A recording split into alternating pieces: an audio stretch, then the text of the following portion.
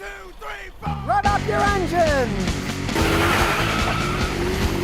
Alright, I found what might be the perfect $500 used car. This Toyota Corolla behind me, customer bought it for $500 1 year ago. He's already got a year use out of it and it's still going strong. So let's analyze it. The paint's all faded off. Clear coat's gone. The headlights still aren't too bad. Some of the hubcaps are missing. The roof, yes, indeed. It doesn't have clear coat. It doesn't even have paint in some. It's down to the metal. But look, it hasn't even rusted through yet. And of course, the back's all faded away, and the bumper's faded, but it's still a solid car. It's got 4 doors, and the automatic locker, it still works. Look at that. Lock it. Still works. And as we look inside, check this baby out. This particular one was made in the United States because it says manufactured by New United Motor Manufacturing Incorporated in 2007. Even though it's not made in Japan, still runs good. Check the mileage out. Baby's got 217,000 miles. Now it does have an aftermarket radio. Most guys put that in. Everything on it still works. Freezing cold. Air conditioning. Yeah, the glove box needs a little work. That plastic part broke. You got to force it open, but what the heck? Let's see if the power windows still work. 1,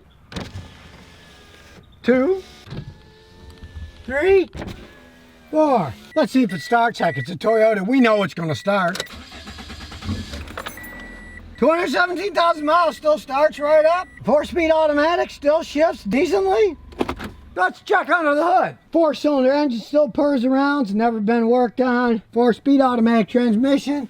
Same things. Never been worked on, but it still works. And this is the 1.8 liter engine. Now, from my experience, the 1.8 liter engine is probably the best engine Toyota ever made. I had a Toyota Corolla SR5 that had a 1.8 liter engine.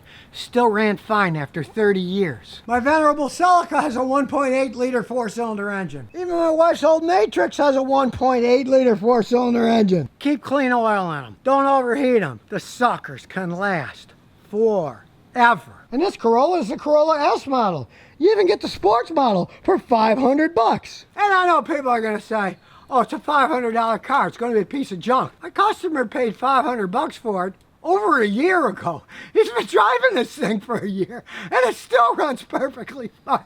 So I've rented cars for 5 days where I paid more than $500. In Boston, where they rip you off at the airport, got a little bitty 4-cylinder engine, but this thing puts out 126 horsepower. Yet, this particular one, he's getting 40 miles a gallon on a highway and 26 in the city. Not bad for a $500 car. And does it burn oil? Yeah, it burns oil. It burns about half a quart between oil changes. You really don't even need to add it. Try that with some other $500 cars. Probably burn a quart every 500 miles. This thing can go 5,000 miles and burn half a quart. And how does it do it? Quality. Toyota quality. 1.8 liter engine, but being new enough, got a timing chain. It doesn't have one of those stupid belts you got to worry about. It's got a chain, keep it oil and lubed. You check the car out, sure, it's got dings. The roof is rusting out. But if you really wanted to, you could go one of those places when they're having a sale, paint any car for $300, get the whole thing painted blue again. We're gonna check it out. We're gonna plug in the data and see what shape it's in.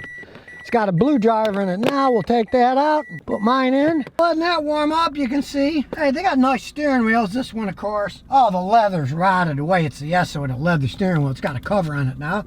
But it still works perfectly fine. And this one has an option. The foam rubber dice. Here we go. We're going to analyze the whole thing. Knows everything we need.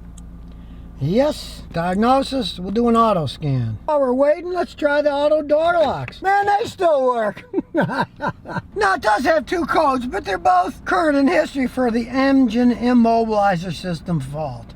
Now, that part of the immobilizer, you should probably get another key. Odds are the key's wearing out. But as you can see, it still starts the thing. So I'm just going to erase all that crap for now. Quick erase, it'll erase them all. Now we'll look at live data. Live data, we'll start analyzing things. If we see orange stuff, there's a problem. So far, no orange, no misfires on any of the cylinders. So this $500 Corolla with 217,000 miles, the only trouble codes in it were immobilizer faults, so the stupid immobilizer keys. And it still starts, so who even cares about that? Man, this was one heck of a deal for $500 over a year ago. The owner put on a little bit of the heat because the AC was getting too cold here in Texas. Me, no. I'm turning it down as low as it goes.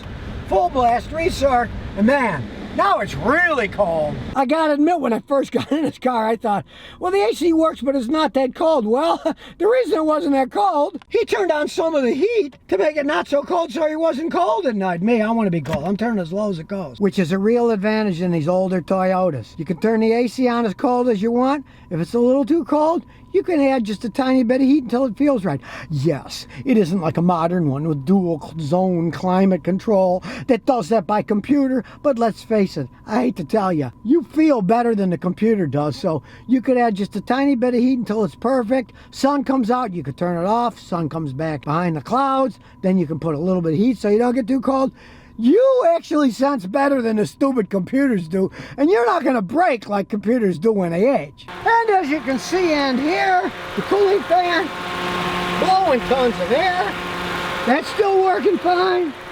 All the lights work. Get inside, start it up again. No surprise, it starts. We'll take you for a little ride here. We'll wait till we get by the trucks in case the package man comes by, and let's see how it accelerates. Not bad for an old car.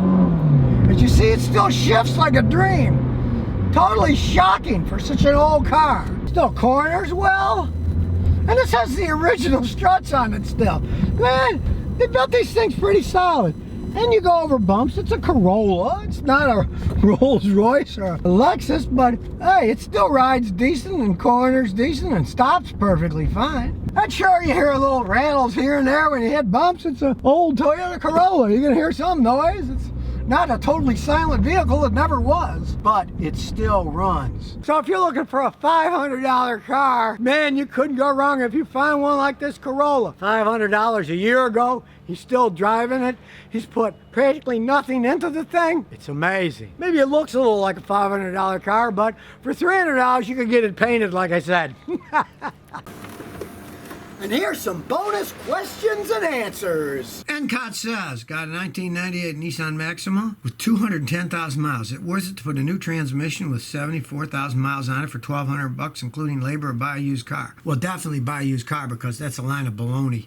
You're not going to get a new transmission for $1,200. You're going to get something from a junkyard or something. You want to rebuild one of those transmissions? Heck, you're talking about $3,000 to $5,000 to do it correctly. You can't buy a new transmission. Nissan does not sell new transmissions. You wouldn't want to spend it. You're spending $1,200 or some junkyard used transmission on a vehicle that's got 74,000 miles on it, and it's what?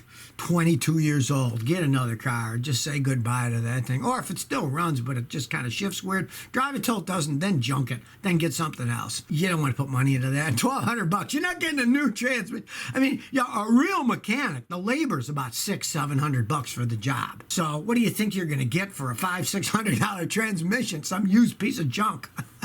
Don't do it. Starlighter says, Scotty, what's the best starter car on my list?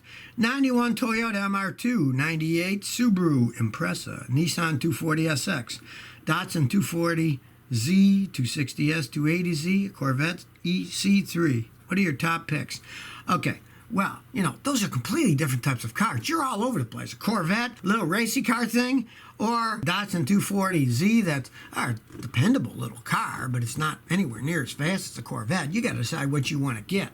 If you want something that's going to last the longest, the cheapest to fix, and you can have fun, get the Nissan 240SX. Now, the Toyotas make great cars, but the MR2 was an oddball car with a rear engine. They're hard to get parts for. They weren't that great cars. They didn't handle all that well. You're better off with the Nissan 240SX. There's a big aftermarket for them. They were solid rear-wheel drive with a nice heavy-duty four-cylinder engine. A lot of guys use them for drifter cars and put a bigger engine in it. That's what I'd go for if I were you. The other ones, you get a lot of money pits, I mean, and you're going to pay a lot more for a Corvette because people like them, they collect them. So the Nissan would be a cheap, fun toy you could fix up. So if you never want to miss another one of my new car repair videos, remember to ring that bell.